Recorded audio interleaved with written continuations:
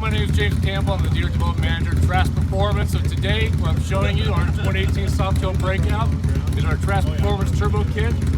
Our Trask Performance Kit here is a keep it simple, stupid installation. It takes approximately 8 hours. It uses Thundermax ECU. What happens is it comes with the air cleaner, the Garrett Turbo.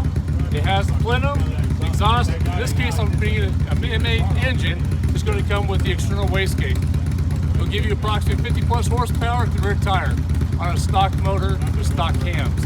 You can bolt the rod on top if you already had other engine work done. It's a very simple installation, and the controllability, rideability of it is basically the more you twist that throttle, the more exhaust fluid you create, the more boost you're going to get.